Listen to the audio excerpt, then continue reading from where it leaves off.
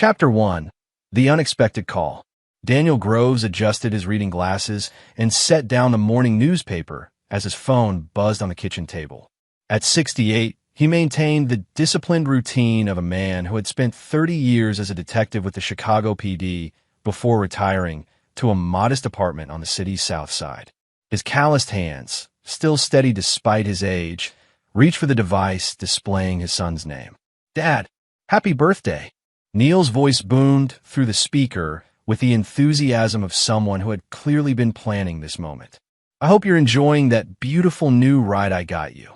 Daniel frowned, glancing through his kitchen window at the empty parking space where his 15-year-old Honda Civic usually sat, currently at the shop for its monthly maintenance. "What ride are you talking about, son?" "Come on, Dad, don't play coy with me. The $120,000 BMW X7 I had delivered yesterday. Top of the line, all the bells and whistles. No more taking the bus for my old man." The silence stretched between them as Daniel processed the words. His son Neil had done well for himself. A successful tech entrepreneur who'd sold his startup to a major corporation 3 years ago for 8 figures. But Daniel had never asked for anything extravagant, and certainly hadn't received any luxury vehicle. "Neil, I think there's been some kind of mistake. I'm still taking bus Route 47 to get around town. There's no BMW here." The line went quiet. Daniel could hear muffled conversation in the background, a woman's voice that he recognized as his daughter-in-law Monica. They'd been married for 5 years, and while Daniel had always been polite, something about her had never sat right with him. Maybe it was his detective instincts, or maybe it was the way she seemed to catalog every expensive item in Neil's penthouse whenever Daniel visited. That's impossible, Dad. I handled everything personally, signed all the paperwork, made sure it was delivered to your address." "Hold on." Daniel heard more muffled conversation. Then Monica's voice became clearer as she apparently took the phone. "Hi, Daniel. Happy birthday. Neil's just checking on the delivery details. I'm sure it's just a mix-up with the dealership." But Daniel had caught something in her tone, a slight tremor that his trained ear recognized. It was the same nervous energy he'd heard in countless interrogation rooms over the decades. Monica was lying about something. "Monica, did you handle any part of this delivery?" "Oh, just some of the paperwork coordination. You know how busy Neil gets with his new ventures." Daniel's mind began working the angles. In his detective days, he'd learned that the simplest explanation was usually correct, but the most obvious suspect was often the most carefully prepared liar. Monica had access to Neil's finances, knew Daniel's address, and had just admitted to handling paperwork. More importantly, she'd answered a question he hadn't asked about her involvement. "Well," Daniel said carefully, "I suppose I should call the dealership and see what happened." "No." Monica's response came too quickly. Let me handle that. I have all the contact information and account details. No need for you to worry about it on your birthday." After ending the call, Daniel sat back in his worn leather chair, the same one he bought after his first promotion to detective sergeant 25 years ago. His wife Margaret had picked it out, saying it made him look distinguished. She'd been gone for 5 years now, cancer taking her just 2 months before Neil and Monica's wedding. Margaret had never trusted Monica either. "That girl looks at our son like he's a winning lottery ticket," she'd whispered to Daniel during the engagement party. At the time, he chalked it up to a mother's protective instincts. Now he was beginning to think Margaret's judgment had been, as usual, flawlessly accurate. Daniel pulled out a small notebook, a habit from his police days that he'd never broken. He wrote down the key facts: $120,000 BMW X7, supposedly delivered yesterday. Monica handling paperwork, her nervous reaction to his questions. Below that, he jotted down his first hypothesis. Monica had intercepted the car somehow. But why? And more importantly, how was he going to prove it? His phone buzzed with a text from Neil. "Dad, Monica's calling the dealership now. We'll get this sorted out. Love you." Daniel smiled grimly. He loved his son, but Neil had always been trusting to a fault. It made him a good man, but sometimes a poor judge of character. Daniel, on the other hand, had spent 3 decades learning to see through lies, and Monica's performance had been amateur hour. As he headed to his bedroom to change clothes, Daniel caught sight of himself in the mirror. Gray hair, weathered face, but eyes that still held the sharp intelligence that had made him one of Chicago PD's most successful detectives. He'd closed cases that other investigators had written off as unsolvable. A missing luxury car and a lying daughter-in-law would be child's play. But this wasn't just about justice anymore. This was about protecting his son from a woman who was clearly manipulating him.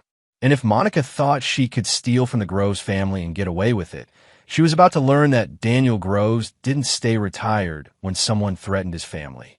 Chapter 2. Old Habits.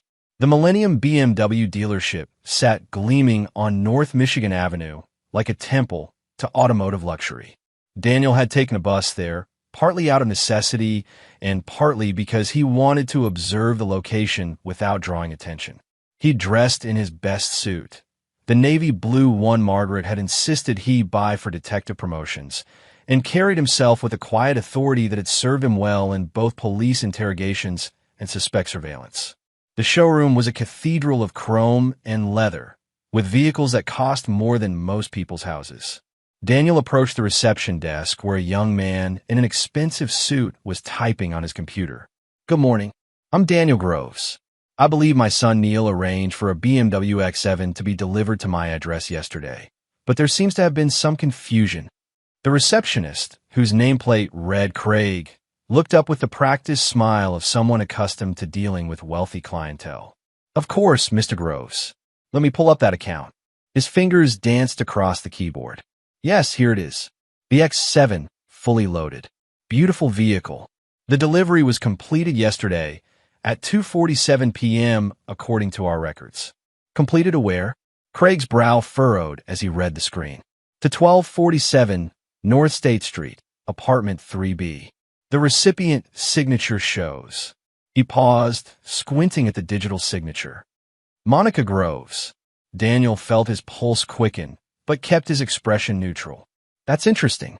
I live at 847 South Ashland. Monica Groves is my daughter-in-law." The color drained from Craig's face as he realized the implications. "Oh no, this is a significant error. Let me get my manager immediately." Within minutes, Daniel was seated in a plush office across from Janet Hendricks, the dealership's general manager. She was a sharp-eyed woman in her 50s who clearly understood the gravity of the situation. "Mr. Groves, I've reviewed the entire transaction, and I'm deeply concerned. The purchase was initiated by Neil Groves, but all subsequent communication was handled by Monica Groves. She provided the delivery address change in writing, claiming you had recently moved but hadn't updated your information with the bank." Daniel examined the paperwork Janet handed him. Monica's signature was on 3 different documents, including one that explicitly redirected the delivery from his actual address to what he now realized must be some kind of staging location. "This address on North State, do you know what kind of building it is?" Janet was already pulling it up on her computer. "It appears to be a luxury apartment building. Very upscale area." She hesitated. "Mr. Groves, I have to ask, is this a family dispute of some kind? Because if your daughter-in-law has legal authority to act on your behalf." "She doesn't," Daniel said firmly. "And this isn't a family dispute. This is theft." After leaving the dealership with copies of all the paperwork, Daniel took the red line to North State Street. The building at 1247 was indeed luxury housing, a glass and steel tower with a doorman and valet parking. Through the lobby windows, he could see his sleek black BMW X7 parked in a premium spot. Daniel had seen enough crime scenes to know when something was orchestrated rather than accidental. This wasn't a simple mix-up. Monica had deliberately rerouted the car to an address where she could access it. But apartment 3B suggested she either rented a unit there or had an accomplice. From a coffee shop across the street, Daniel called his old partner, Ross Richards, who'd retired 2 years after him but maintained connections throughout the Chicago PD. "Danny boy, how's retirement treating you?" "Ross, I need a favor. Can you run an address for me through the system? 1247 North State Street, apartment 3B.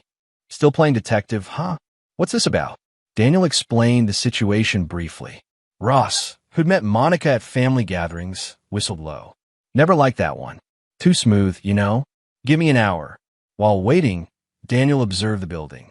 The BMW hadn't moved, and he noticed that the valet parking attendants seemed to recognize the vehicle. It had been there long enough to become familiar. This wasn't a temporary staging. This was a destination. Ross called back with information that made Daniel's blood run cold. Apartment 3B was leased under the name Monica Glenn, Monica's maiden name. The lease had been signed 8 months ago, and the rent was $4,200 per month. Danny, there's more. I ran her name through the system out of curiosity. Monica Glenn has a record, credit card fraud from 10 years ago in California. Charges were dropped when she made restitution, but it's there. Daniel felt pieces clicking into place. Monica hadn't just stolen the car on impulse. She'd been planning this for months, setting up an alternate identity and address. The question was whether this was an isolated incident or part of a larger pattern. Ross, can you check if Neil has made any other large purchases recently? Ones that might have been redirected by helpful Monica? Give me another hour. Daniel spent that hour walking the neighborhood, learning the rhythm of the building. The doorman left his post for coffee breaks every 2 hours. The valet area was visible from the street, but had blind spots near the building entrance. Most importantly, he noticed that apartment 3B had balcony access that faced away from the main street. When Ross called back, his voice was grim. Danny, your son has been very generous recently.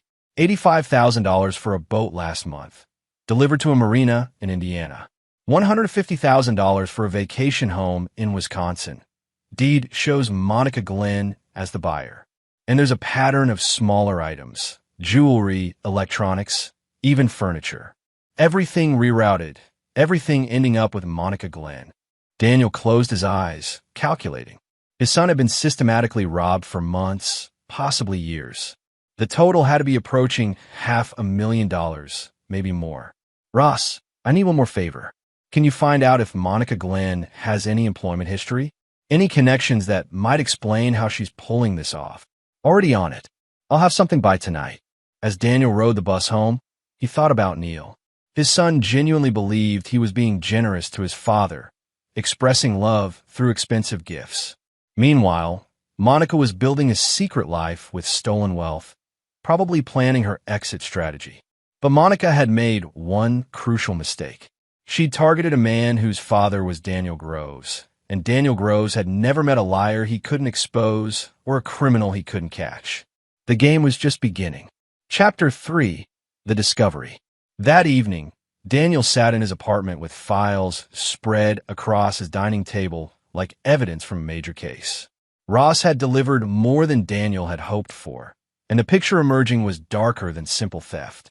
Monica Glenn's employment history read like a masterclass in long-term deception. Before marrying Neil, she'd worked as a personal assistant to 3 different wealthy men over a 7-year period. Each relationship had ended abruptly, and each former employer had subsequently discovered financial irregularities that they'd chosen not to prosecute. Pattern predator, Daniel muttered, a term he'd learned during his years investigating con artists. Monica didn't just steal. She specialized in romantic manipulation of wealthy targets, building trust over months or years before systematically looting their assets. The doorbell interrupted his analysis. Through the peephole, he saw Monica herself, holding a bottle of wine and wearing the kind of smile that had probably charmed 3 previous victims. Monica, Daniel said, opening the door but not inviting her in. This is unexpected. I felt terrible about the car mix-up today, Daniel. I thought I'd come by with some wine, and we could figure out what went wrong. She was good, Daniel had to admit. The concerned daughter-in-law act was polished, complete with worried eyes and a slightly trembling voice. If he hadn't seen her record and the evidence of her systematic theft, he might have believed her. Where's Neil? Oh, he's working late on a new project. You know how he gets when he's in creative mode. Monica stepped closer to the door. May I come in? I really want to get this sorted out for your birthday. Daniel stepped aside and let her enter, curious to see how she'd play this. Monica moved through his modest apartment with the casual confidence of someone who'd been here before, but he noticed her eyes cataloging everything. His retirement photos, Margaret's jewelry box on the bookshelf, even the model of his old service weapon displayed in a case. "I called the dealership today," Monica said, settling onto his couch and opening the wine. "They confirmed there was a delivery error. The car was taken to the wrong address, but they're arranging to have it brought here tomorrow." "That's interesting," Daniel said, accepting the glass she offered but not drinking. "I called him too. Different story." Monica's hand froze halfway to her mouth. "Oh, what did they tell you?" "They told me the car was delivered exactly where you told them to deliver it. To 1247 North State Street, apartment 3B. To Monica Glenn." The transformation was subtle but unmistakable. The warm concern faded from her eyes, replaced by the calculating coldness Daniel had seen in career criminals. Monica set down her wine glass with deliberate precision. "Daniel, I think there's been some kind of misunderstanding." "The misunderstanding is mine," Daniel interrupted. "I misunderstood what kind of person my son married. But I understand perfectly now." Monica stood up, and Daniel noticed she positioned herself between him and the door. Another tell, she was preparing for confrontation, not conversation. "I don't know what you think you've discovered, but you're making a serious mistake. Neil loves me, and he won't appreciate his father making wild accusations." "Wild accusations? Like the boat in Indiana? The vacation house in Wisconsin? The hundreds of thousands of dollars you've stolen using your maiden name?" Monica's mask dropped completely. The woman facing him now was the predator who destroyed 3 previous relationships and was in the process of destroying his son's life. "You can't prove any of that." "Monica, I was a detective for 30 years. I've built prosecutable cases on less evidence than what I collected in one afternoon." Daniel stood up slowly, his hand moving instinctively toward where his service weapon used to rest. "The question isn't whether I can prove it. The question is what you're going to do now that you know I know." For a moment, they stared at each other across the small living room. Daniel could see her mind working, calculating odds, looking for angles. Finally, she smiled, but this smile held no warmth, only threat. "Daniel, you're a smart man, so I'm going to be direct. Your son is completely infatuated with me. If you try to turn him against me with these theories, you'll be the one who loses. Neil will choose me over you, and you'll spend your remaining years alone, wondering why your son never calls." "Is that a threat, Monica?" "It's a reality check. I've been very careful about how I've handled things. Every purchase can be explained as a gift that Neil approved. Every document has his signature. Every transaction has a paper trail showing his consent. You might be able to prove that I redirected some deliveries, but you can't prove I stole anything." Daniel realized she was probably right about the legal technicalities. Monica had been careful to maintain plausible deniability, but she'd made one crucial error. She'd threatened his relationship with his son. That changed everything. "You're right about one thing, Monica. You have been careful, but you made one mistake." "What's that?" "You assumed I'd play by the rules." Monica's confidence faltered for the first time. "What do you mean?" Daniel smiled, and for the first time in the conversation, he felt like he had the upper hand. "I mean, I spent 30 years putting criminals in prison, but I also spent 30 years learning how they think, how they operate, and most importantly, how they get caught. You're good, Monica, but you're not better than someone who's made a career of outsmarting people like you. You can't touch me, old man. I've covered every angle." "Have you?" "Because I think you've overlooked something important." Daniel walked to his kitchen and returned with his notebook. "You see, Monica, you've been thinking like a thief. Taking what you can, covering your tracks, planning your exit. But I've been thinking like a cop. And cops don't just catch criminals. They make sure criminals get exactly what they deserve." Monica headed for the door, her composure finally cracking. "You don't know what you're dealing with, Daniel. If you try to interfere with my marriage, your marriage is already over, Monica. You just don't know it yet." After she left, Daniel poured himself a scotch and sat back down at his dining table. Monica was right about one thing. Proving theft in court would be difficult. She'd been careful about documentation and could claim Neil had approved everything. But Daniel wasn't interested in court. He was interested in justice. And sometimes, justice required creative solutions. He picked up his phone and dialed a number he hadn't called in 2 years. "Clarence Maxwell, Private Investigations." Clarence, it's Daniel Groves. I need a favor, and it's not going to be entirely legal. Danny, I was wondering when you'd get bored with retirement. What kind of favor? The kind that requires someone who knows how to make problems disappear. Chapter 4. The investigation deepens. Clarence Maxwell had been Daniel's confidential informant for 8 years before becoming a private investigator. Short, wiry, and possessing the kind of street smarts that came from surviving 20 years in Chicago's underworld before going legitimate, Clarence specialized in cases that required creativity rather than strict adherence to legal procedure. They met at a diner on the far south side, the kind of place where cash was preferred and nobody asked questions about quiet conversations in corner booths. "So your daughter-in-law is running a long con on your boy," Clarence said, reviewing the files Daniel had prepared. "Classic honey trap operation. She's good. Too good. She's stolen close to $500,000 over the past year, and it's all technically legal. Every purchase has Neil's signature. Every delivery has a paper trail." Clarence studied Monica's photograph. "I've seen this type before. They target men who've come into money quickly. Inheritance, lottery, tech success. The marks don't have experience with wealth, so they don't know how to protect themselves. What's her endgame? Probably divorce. She's building assets under her maiden name, establishing a separate financial identity. When she's taken as much as she can without raising suspicions, she'll file for divorce and claim half of what's left. Plus, she gets to keep everything she's already stolen." Daniel felt anger building in his chest. "How long do we have? Based on the timeline and the amounts involved? 6 months, maybe less. She's accelerating the thefts, which means she's preparing to exit. Then we need to move fast." Clarence leaned back in his booth. "Danny, you know I'll help you, but we need to be smart about this. If we go after her the wrong way, she'll lawyer up and your son will be caught in the middle. What exactly are you looking for here?" Daniel had been thinking about this question since Monica left his apartment. Traditional justice, courts, lawyers, criminal charges, would take years and might not succeed. But there were other kinds of justice. I want her exposed, disgraced, and gone. I want my son protected. And I want her to understand that she picked the wrong family to steal from. Clarence grinned. "Now you're talking my language. What did you have in mind?" "I want to give her a taste of her own medicine. If she wants to steal from my family, let's see how she likes being stolen from. The BMW and the other assets are in her name now. Technically, they're hers." "Are they?" "Because I'm thinking a woman with Monica's history might have made some enemies. People who'd be very interested to learn where she's been hiding." Clarence's eyes lit up with understanding. "You want to go back to her previous victims. I want to know everything about Monica Glenn's past operations. Names, amounts, methods.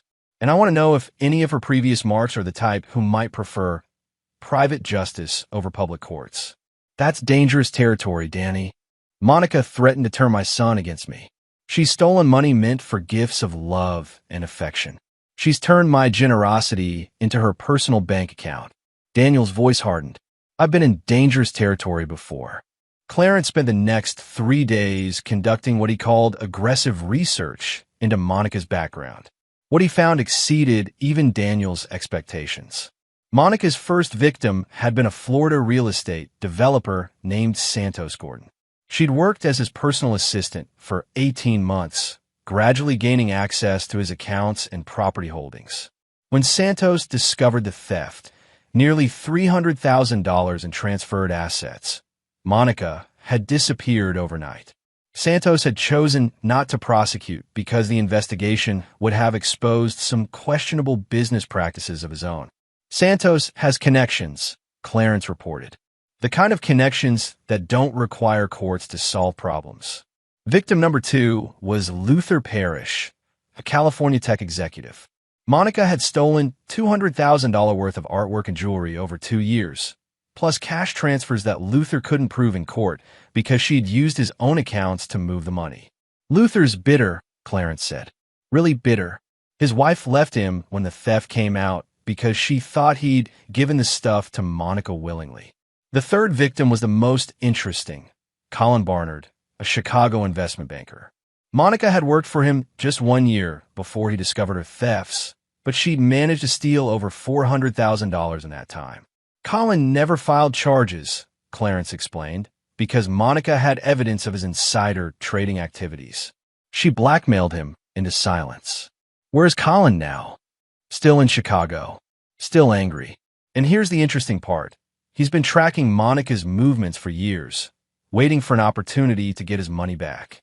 Daniel felt pieces of a plan beginning to form. Monica thought she was untouchable because she'd been careful about legal technicalities. But she'd left a trail of angry victims who had their own reasons for avoiding courts and lawyers. Set up a meeting with Colin, Daniel said, and see if you can reach Santos and Luther. It's time for Monica's past to catch up with her. What are you thinking, Danny? I'm thinking Monica has been playing a game where she knows all the rules and her opponents don't. Time to change the rules.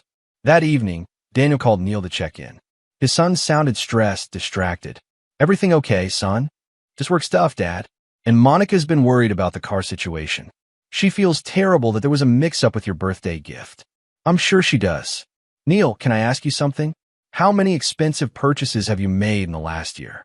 I don't know why. Just curious. You've been very generous lately. Neil laughed, but it sounded forced.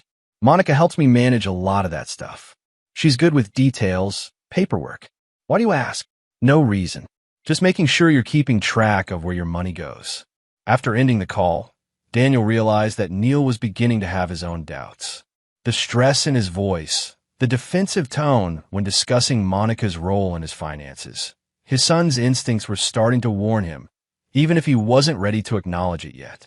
Which meant Daniel's timeline was even shorter than he'd thought. If Neil started asking questions, Monica would accelerate her exit strategy. She might even convince Neil that his father was becoming paranoid and vindictive in his old age. Daniel opened his notebook and began sketching out a plan. Monica had built her operation on secrets, lies, and the assumption that her victims would never compare notes or coordinate their responses. It was time to test that assumption. Chapter 5. Allies from the Past. The meeting took place in Colin Barnard's downtown office after hours. Colin was a lean man in his 50s with the carefully controlled demeanor of someone who'd learned not to let emotions show on his face. His office overlooked Lake Michigan, and Daniel could see why Monica had targeted him. This was clearly a man with substantial wealth. Mr. Groves, Clarence explained your situation. Monica certainly has a type, doesn't she? Colin poured scotch for the three men. Successful, trusting, and inexperienced with predators. Tell me about your experience with her. Colin's jaw tightened. Monica worked for me for exactly 11 months and 17 days. In that time, she gained access to my trading accounts, my art collection, and my personal banking. She was brilliant. Every theft was technically authorized by my own signatures. Ow! Forged documents, mostly. She'd create fake invoices for art purchases, showing that I'd bought pieces that were actually stolen from my collection. Bank transfers that appeared to be investment moves, but actually went to accounts she controlled. She even convinced my accountant that I was diversifying my holdings under advice from a new financial consultant. Daniel studied the man across from him. Why didn't you prosecute? Because she recorded me making trades based on information from board meetings at companies I was consulting for. Technical insider trading, probably worth 5 to 7 years in federal prison. She offered to disappear if I let the theft go. And you agreed? I had a choice between losing $400,000 or losing everything, including my freedom. She made sure I understood those were my only options. Clarence leaned forward. Colin's been tracking her ever since. Tell him what you found. Colin opened a file cabinet and pulled out a thick folder. Monica Glenn is a professional. This isn't opportunistic theft. It's a carefully planned career. She studies her targets for months before making contact, learning their weaknesses, their financial habits, their social circles. The folder contained surveillance photos, financial records, and what appeared to be psychological profiles. Daniel realized Colin had been conducting his own investigation for years. She specifically targets men who've recently acquired wealth, Colin continued. New money, usually. People who haven't learned to be suspicious yet. She poses as someone who can help manage their success. Personal assistant, financial coordinator, event planner. Always professional, never romantic initially. But she married my son. That's new. In my case, and the others, she maintained professional boundaries right up until she disappeared. Marriage suggests she's evolved her technique. Clarence pulled out his phone.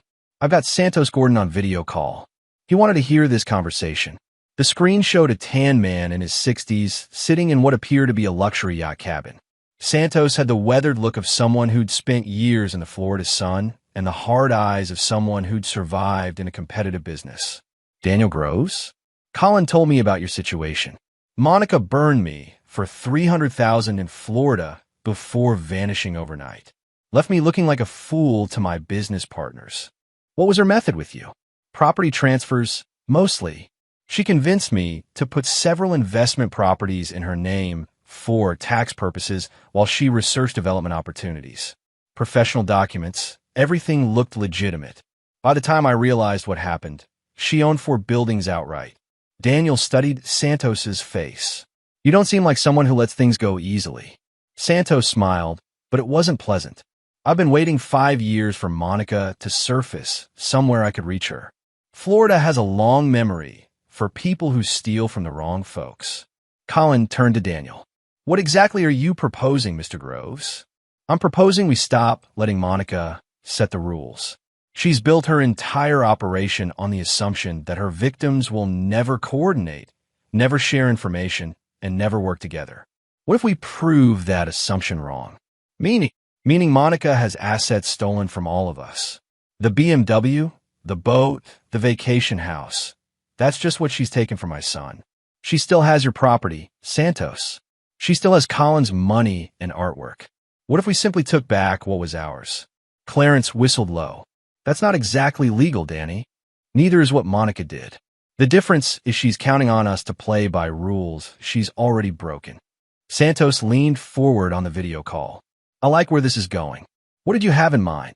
Daniel had been thinking about this since reading Monica's case files. Monica's strength is that she operates in isolation, one victim at a time, keeping everyone separate.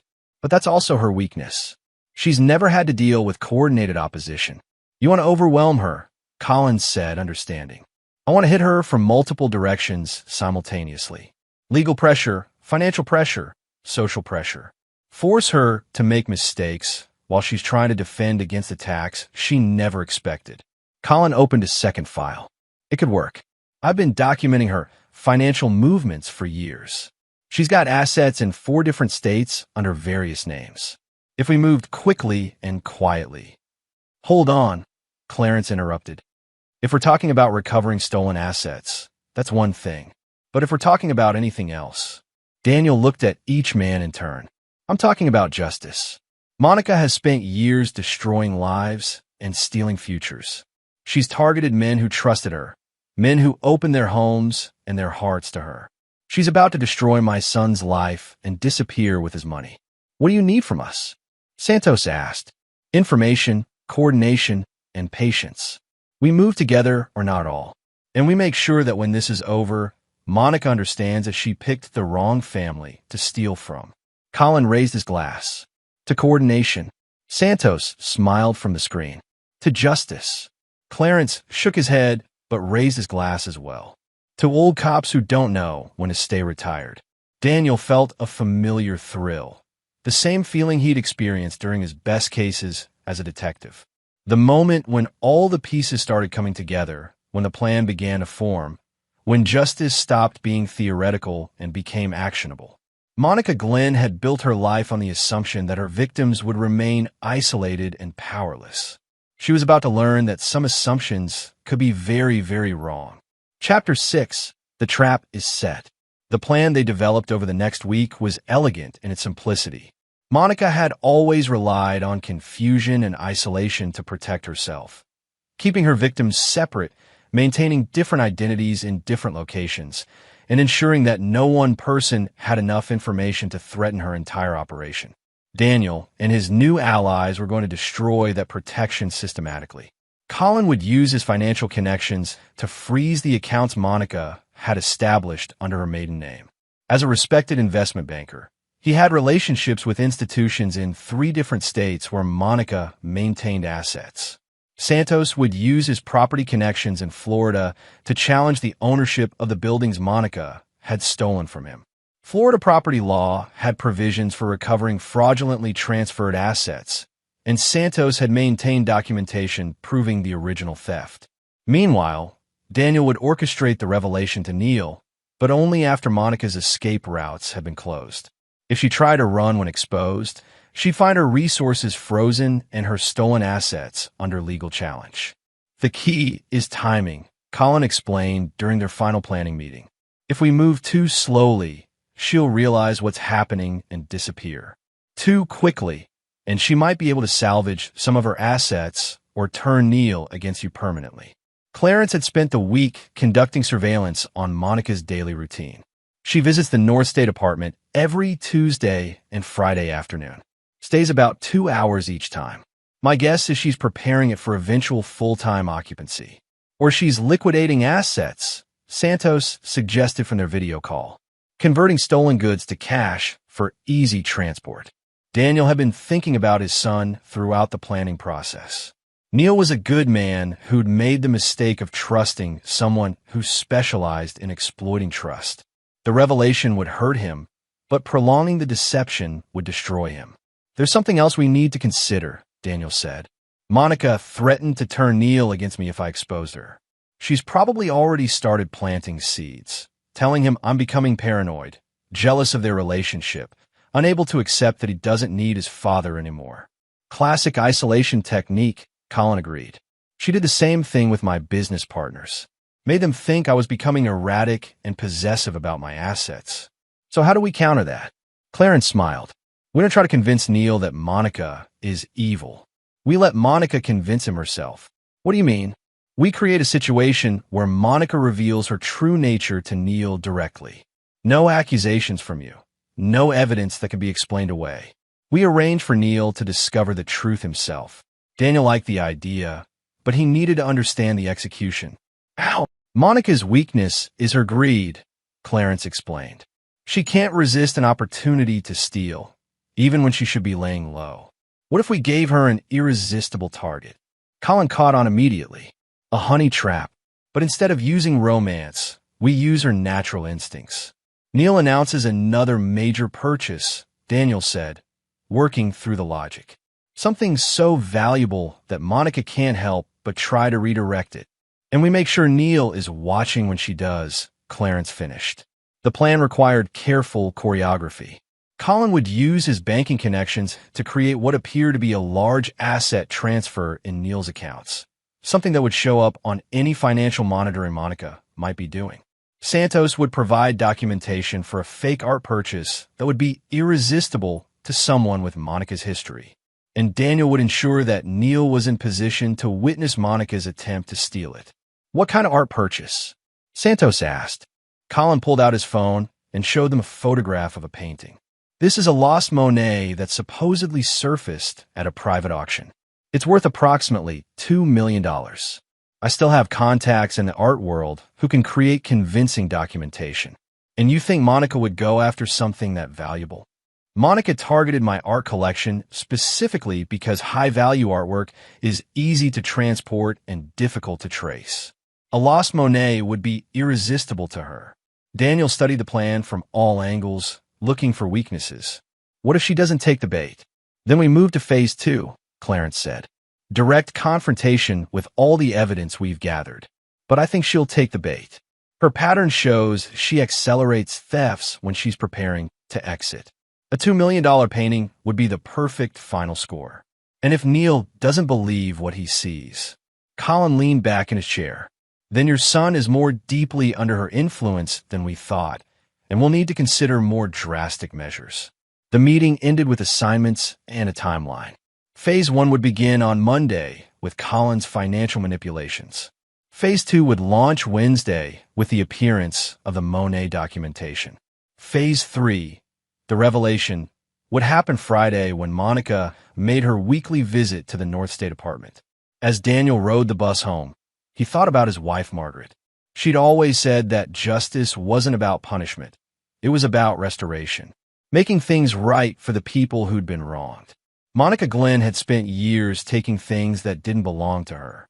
Money, property, trust, love, all stolen from men who'd offered her opportunities and kindness.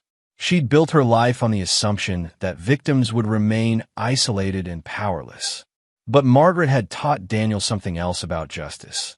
Sometimes the most profound restoration came not from courts or laws, but from ensuring that those who chose to harm others experienced the full consequences of their choices. Monica was about to learn that stealing from the Groves family came with consequences she'd never anticipated. Chapter 7. The Final Gambit. Monday morning arrived with unseasonable warmth for October in Chicago. Daniel sat in his apartment, drinking coffee and reviewing the plan one final time. His phone buzzed with updates from his allies. Colin's financial moves were in place. Santos had created convincing documentation for the Monet purchase, and Clarence was positioned for surveillance. At exactly 9:15 a.m., Daniel called his son. "Dad, how are you feeling? I know the car situation has been stressful. Actually, son, I want to talk to you about something else. I've been thinking about your mother's birthday next month." Margaret's birthday had been November 15th, and Daniel always visited her grave on that day. "Of course, Dad. What did you have in mind? Your mother always loved art. She used to drag me to the Art Institute every month, remember? I was thinking of making a donation to the museum in her name. Something significant. That's a beautiful idea. How much were you thinking?" Daniel took a breath. "Well, I've been talking to a private dealer who has access to some remarkable pieces. There's a Monet that recently surfaced, supposedly lost for decades. The dealer thinks it could be acquired for around $2 million. The line went quiet. Daniel could almost hear Neil's mind processing the implications of his retired police detective father having access to that kind of money. "Dad, that's a lot of money. Do you have resources I don't know about? Your mother had some investments that have done very well over the years. She always wanted me to do something meaningful with them." This was actually true. Margaret's retirement savings had grown substantially, though not to $2 million. "But Dad, that kind of purchase requires careful handling. Legal documentation, authentication, insurance. It's not like buying a car." "I know, son. That's why I was hoping you and Monica could help me navigate the process. Maybe Monica could handle some of the paperwork coordination, like she did with the car." Another pause. Daniel knew Neil was thinking about Monica's expertise with financial coordination. "Let me talk to Monica about it. She's really good with complex transactions. I'd appreciate that. The dealer wants to move quickly. Apparently, there are other interested buyers." After ending the call, Daniel immediately phoned Clarence. "Phase 1 is active. Neil will talk to Monica today." "Perfect. Collins triggered the account activity that will make it look like you've got serious money moving around. If Monica checks, she'll see evidence supporting your story." "What about the documentation?" "Santos has created a complete paper trail for the Monet purchase. Bills of sale, authentication certificates, even shipping manifests.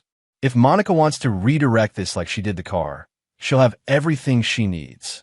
Daniel spent the day in a state of controlled tension. This was the feeling he remembered from major undercover operations. The knowledge that all the pieces were in motion and success depended on criminals behaving predictably. Monica called him that evening, her voice carrying the warm concern that had fooled 3 previous victims. "Daniel, Neil told me about your mother's birthday tribute. What a lovely way to honor her memory." "Thank you, Monica. Neil thought you might be able to help with the logistics." "Of course. I've handled several art acquisitions for Neil's friends. These transactions can be tricky, but I know all the right procedures." Daniel smiled grimly. "I was hoping you'd say that. The dealer wants to complete the sale by Friday, so there's some time pressure." "No problem at all. Why don't you forward me all the documentation, and I'll coordinate everything. You shouldn't have to worry about details during such an emotional time." "That's very thoughtful. I'll send everything tomorrow." "One thing, Daniel. These high-value art transactions often require special handling for insurance and security purposes. Sometimes the artwork is held at a secure facility rather than delivered directly to the buyer's home. Would that be acceptable?" There it was. Monica was already planning to redirect the delivery, just as she had with the car. "Whatever you think is best, Monica. I trust your expertise."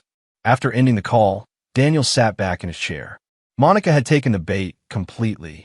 Now, came the critical part, ensuring that Neil witnessed her theft attempt. The next day, Colin called with an update. Monica contacted 3 different banks yesterday, checking on large fund transfers associated with your name. She's definitely verifying your story. And the documentation I created will satisfy any reasonable investigation. As far as the banking system knows, you have access to the funds for a $2 million art purchase. Wednesday brought the next phase. Daniel forwarded all of Santos's fabricated documentation to Monica, including purchase agreements, authentication certificates, and shipping instructions. The papers were meticulous. Santos had clearly learned from his own experience being defrauded. Monica called within hours. Daniel, I've reviewed all the documentation. Everything looks legitimate, but I have some concerns about the delivery arrangements. What kind of concerns? The shipping address listed is your apartment, but I don't think that's wise. High-value artwork requires climate control, security, insurance verification.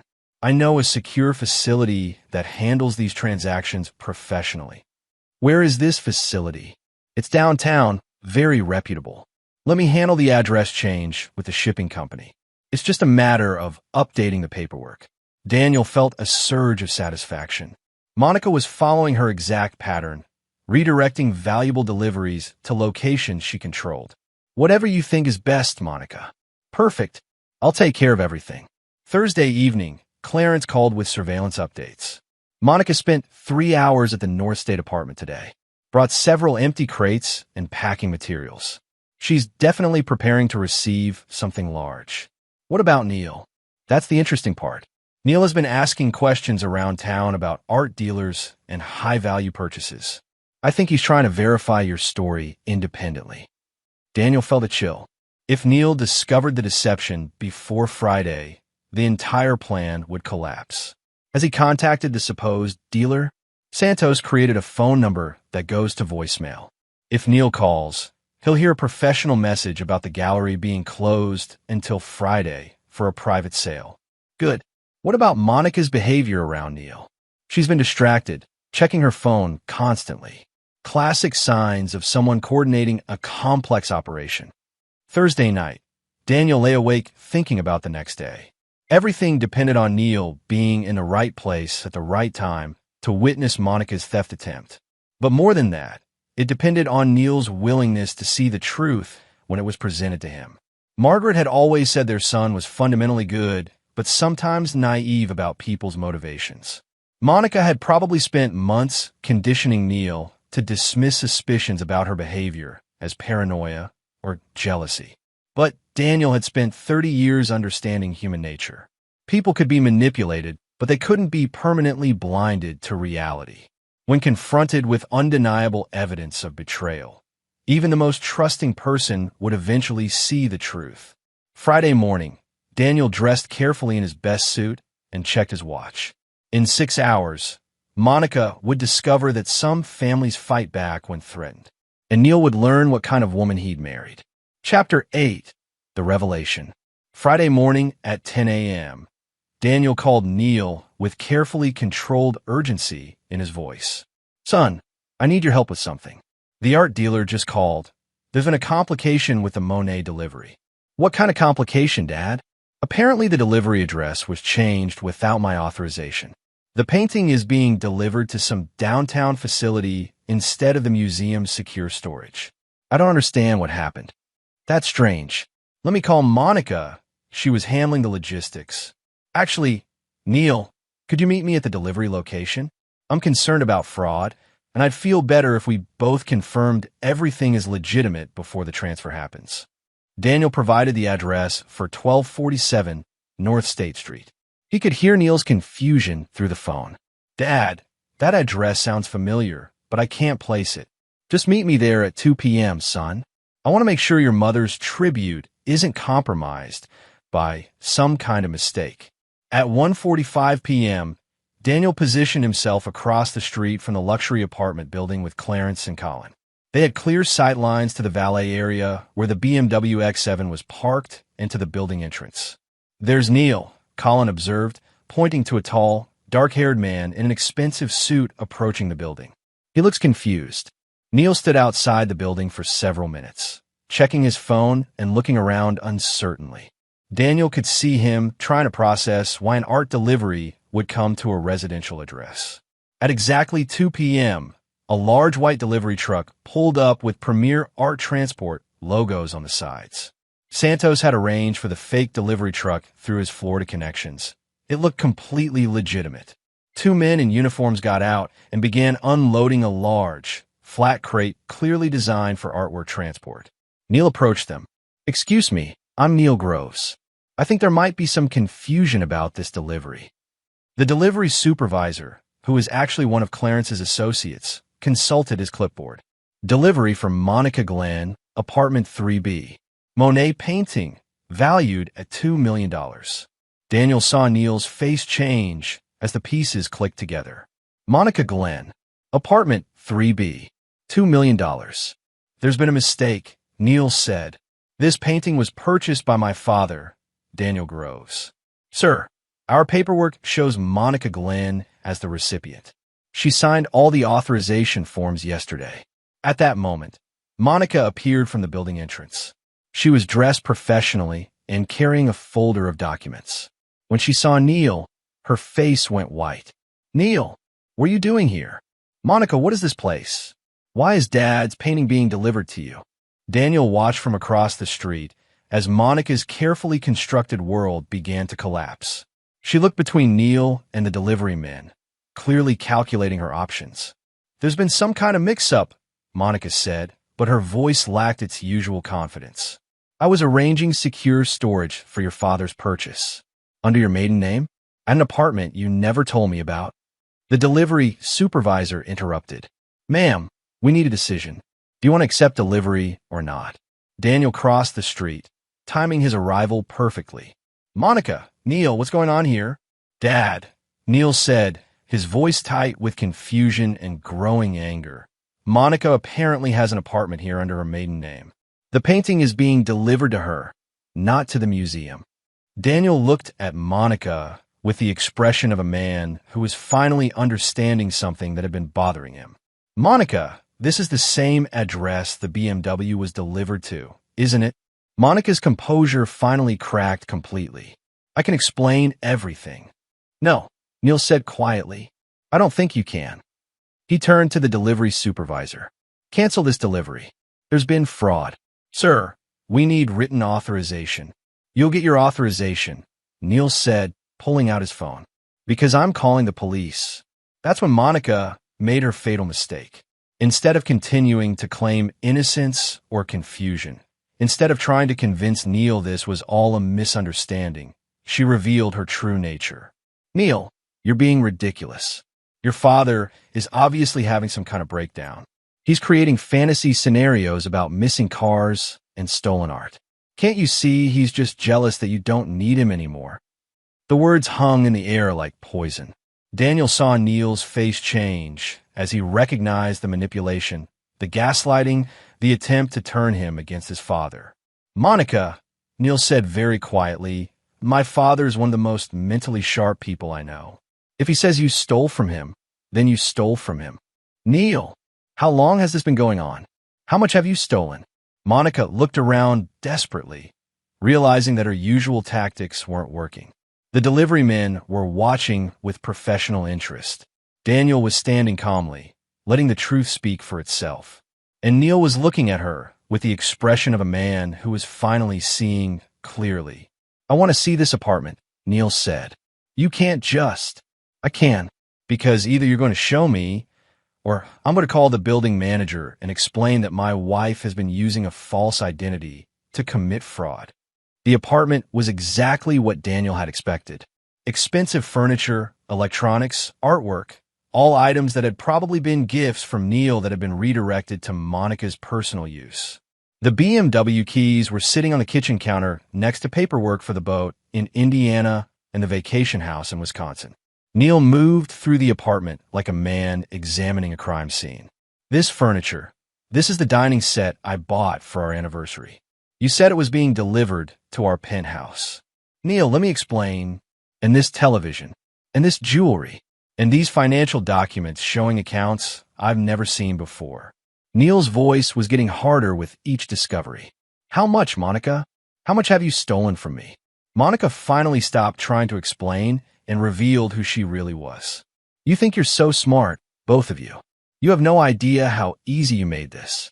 Neil, you just wrote checks for whatever I asked for. No questions, no oversight. You made it simple. So all of it was planned? From the beginning. From before the beginning. I researched you for 6 months before we met. Tech millionaire, new money, no experience with gold diggers. You were perfect. Daniel watched his son's face as the full scope of the betrayal sank in. But instead of the devastation Daniel had feared, he saw something else, clarity. Neil was finally seeing Monica for who she really was, and instead of destroying him, the truth was setting him free. Get out, Neil said quietly. What? Get out of this apartment. Get out of my life. Get out of my family. Neil, you can't just... I can. Because this apartment is paid for with my money. These possessions are bought with my money. And you're going to return every penny, or I'm going to make sure you spend the next 10 years in prison. Monica looked between Neil and Daniel, finally realizing that her carefully controlled operation had completely collapsed. You can't prove anything. Every purchase has your signature. Monica, Daniel said quietly, you made one crucial mistake. What's that? You assumed we'd never compare notes. Daniel nodded to Colin, who stepped forward. Monica Glenn, I believe you remember me. Colin Barnard, you stole $400,000 from me 5 years ago. Santos appeared on Daniel's phone screen via video call. And Santos Gordon, $300,000 in Florida property. I've been waiting a long time for this conversation. Monica's face went ashen as she realized the full scope of what had happened. Her past victims had found each other. They'd coordinated. They'd trapped her. This is conspiracy, she said desperately. No, Daniel replied. This is justice. Chapter 9, Justice Served. 3 months later, Daniel sat in his favorite chair reading the morning paper when his phone rang. It was Colin Barnard with the final update on Monica's situation. She's been charged in 4 states. Colin reported with satisfaction. Illinois, Florida, California, and Wisconsin. The FBI got involved once they realized the scope of her operation. Turns out she had 7 different identities and victims in 6 states we didn't even know about. What about the money? Most of it has been recovered. Your son got back nearly everything except for some cash she'd moved offshore. My art collection was returned. Santos got his properties back. The feds were very motivated once they understood this was an organized criminal enterprise. Daniel smiled. Monica had built her operation on the assumption that her victims would never coordinate or share information. That assumption had been her downfall.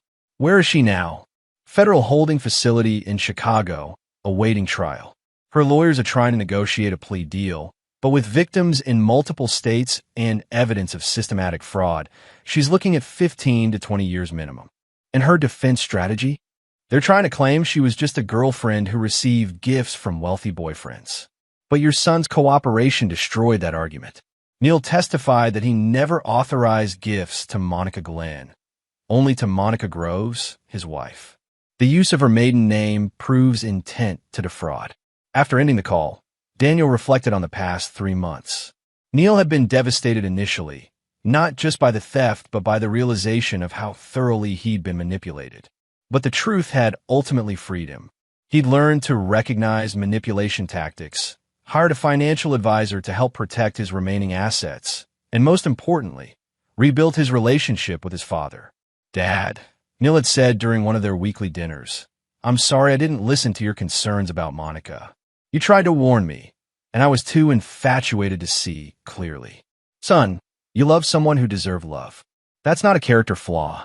Monica was a professional predator who made a career of exploiting good people's trust.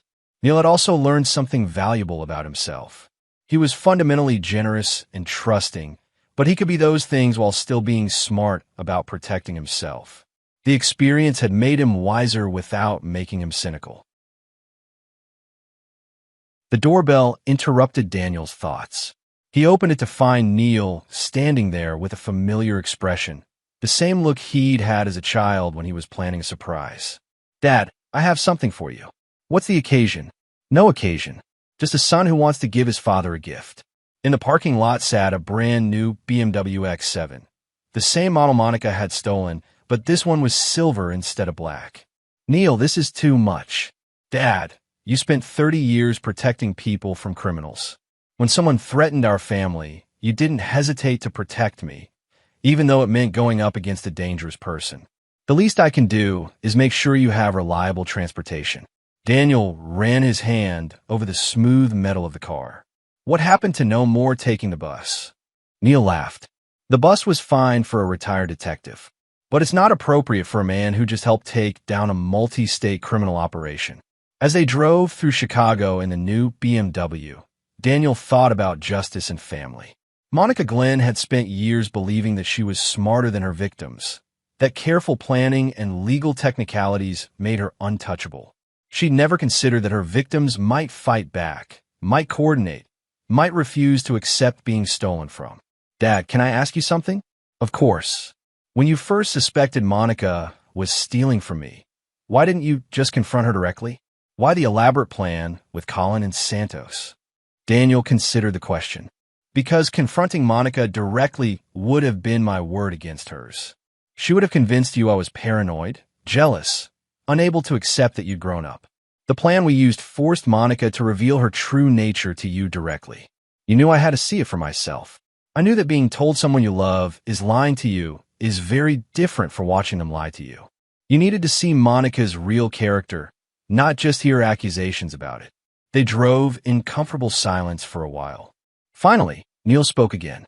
Monica really thought she was smarter than everyone else, didn't she? Monica was intelligent, Daniel replied. But intelligence without wisdom is just cleverness. And cleverness without conscience is just predation.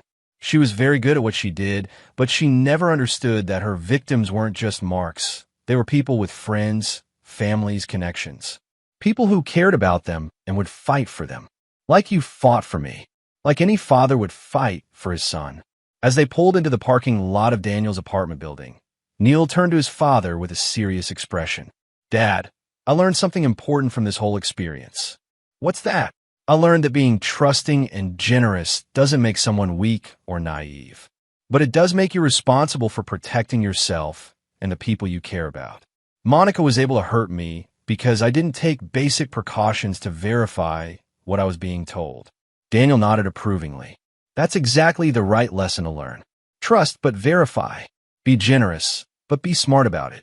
And if someone threatens our family again? Daniel smiled. Then we remind them that the Groves family doesn't stay quiet when people try to steal from us. As Neil drove away in his own car, Daniel stood beside his new BMW and thought about Margaret.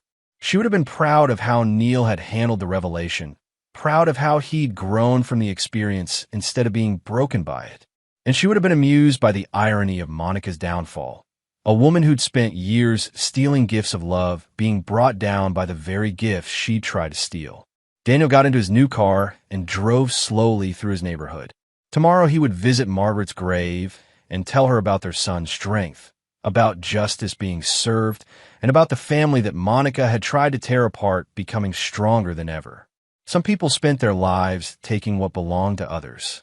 But the best people spent their lives protecting what mattered. Family, truth, and justice. Monica Glenn had learned, too late, that there was a profound difference between the two approaches.